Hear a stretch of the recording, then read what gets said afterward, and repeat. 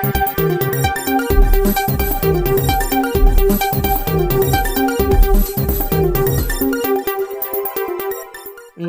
मित्रों, અમારી at news ચેનલમાં તમારું સ્વાગત છે। મિત્રો, દેશ દુનિયાની તાજા ખબર જાણવા માટે અમારી ચેનલને મિત્રો તમે અત્યારે સબસ્ક્રાઇબ કરી દેજો।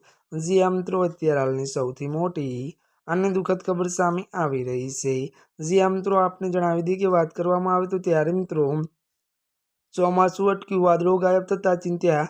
જી આ મિત્રો, વિગતવાર વાત કરીએ તો ભારત દક્ષિણ પશ્ચિમ ચોમાસાની ગતિ ધીમી પડતા સેટેલાઇટ તસવીરમાં વાદળો ગાયબ જોવા મળ્યા છે। વધુમાં જણાવી દઈએ કે હવામાન વિભાગ અનુસાર 4 થી 15 જૂન વચ્ચે સામાન્ય 53.7 મિલીમીટર સાથે માત્ર 19.2 મિલીમીટર વરસાદ થતાં 64નો ઘટાડો નોંધાયો છે। ચોમાસું અટકી જતાં ગુજરાત, મહારાષ્ટ્ર, મધ્યપ્રદેશ અને દિલ્હી સહિત 16 રાજ્યોમાં વરસાદની રાહ વધી છે।